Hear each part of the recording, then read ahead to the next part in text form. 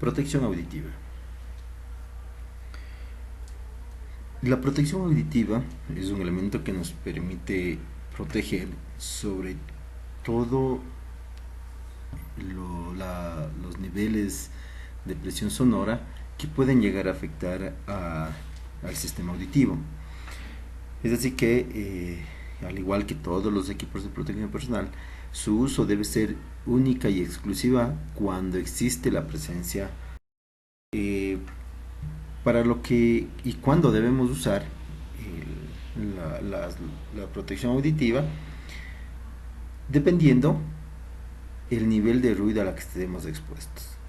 ¿Sí? Entonces, considerando que 85 decibeles es el nivel de presión sonora para un tiempo de exposición de 8 horas, en donde teóricamente podríamos decir que si una persona va a estar expuesto a 85 decibeles, puede no usar un equipo de protección personal. Sin embargo, siempre debemos trabajar con márgenes de error, considerando que los 85 decibeles es un nivel límite para el tiempo de exposición. Si es que tenemos trabajos o sonidos de impacto, es importante que debemos usar este equipo de protección personal, debido a que estos sonidos de impacto son lo que más daño pueden ocasionar a una persona.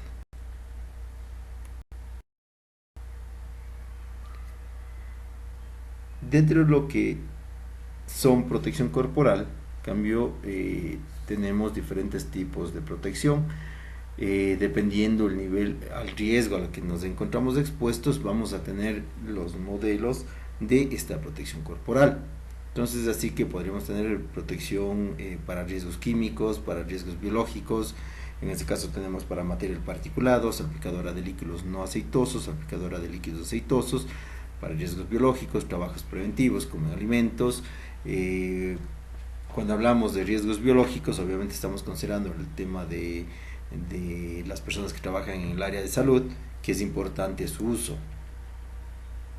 Para el caso de las personas que realizan trabajos y están expuestos a riesgos mecánicos, para ellos también existe la ropa de protección personal, pero obviamente con características específicas.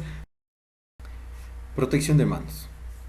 En lo referente a protección de manos, de la misma manera es importante determinar cuál es el riesgo a la que vamos a estar expuestos. Entonces, como protección de manos podríamos tener protecciones para riesgos químicos, protecciones para riesgos mecánicos, protecciones para riesgos biológicos. Dentro de lo que son protecciones de riesgos físicos, podríamos considerar guantes para manipulación de sistemas electrónicos, sistemas eléctricos, en donde tenemos exposiciones a corrientes eléctricas, ¿sí? Y esto es específicamente para altos voltajes. Entonces, acá tenemos los diferentes tipos de riesgos que podríamos tener. Entonces, tenemos un riesgo que sería para protección a corte. Entonces, existe un tipo de guante específico, o los guantes de hilo de Kevlar o hilos metálicos para este tipo de protección. Para el caso de la industria textil, de la misma manera tenemos este tipo de guantes. Tenemos guantes para protección contra punzamientos, para protección contra golpes, para protección contra quemaduras, para fricción o abrasión, para atrapamientos y aplastamientos. A los que se van a encontrar expuestos, y dependiendo, insisto, en el tipo de riesgo, es el tipo de guante.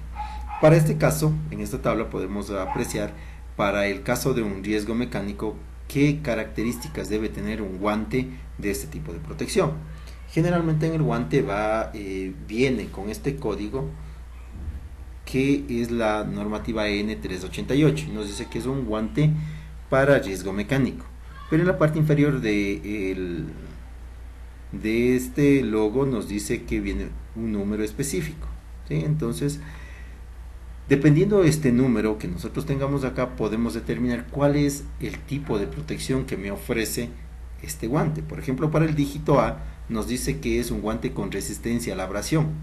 Y de acá, si es que el guante viene con el número 1, el A equivalente al número 1, podríamos entender que es un guante de baja protección con respecto a la abrasión. Y así para el número 2 tendríamos que es un guante más resistente para la abrasión, y tenemos hasta el nivel 4 que sería hasta el número máximo de protección a la abrasión. Luego el segundo dígito B es resistencia al corte por cuchilla. En este caso podemos igual fijarnos que si viene con número 1 nos dice que nos da una protección de 1.2, y así sucesivamente vamos subiendo hasta el nivel 5. Para el dígito C nos dice que es un dígito en la que nos identifica la resistencia al rasgado, y acá nos indica en las unidades de medida que es para newtons. En este caso tenemos para 10 newtons, 25 newtons, 50 y hasta 75 newtons de resistencia al rasgado. Y finalmente el dígito D nos dice que es una resistencia a la perforación. De la misma manera en newtons nos soporta en la escala de 1 de hasta unos 20 newtons, en la escala 2 hasta 60 newtons, a la escala 3 hasta 100 newtons y en la escala 4 hasta 150 newtons. Entonces, dependiendo del número que nosotros tengamos por debajo de este sello de la norma N388, para riesgos mecánicos podemos darnos cuenta qué tipo de guante o qué tipo de protección nos está brindando este guante. Es así que si el trabajador va a trabajar con el uso de cualquier material abrasivo, pues por supuesto que la resistencia a la abrasión tiene que ser mucho más alta que si estamos trabajando para un guante que no usemos elementos abrasivos. Entonces de esa manera nos permite identificar el tipo de equipo de protección ideal para el riesgo que estamos expuestos. Aquí tenemos un ejemplo de una protección de manos para riesgos eléctricos.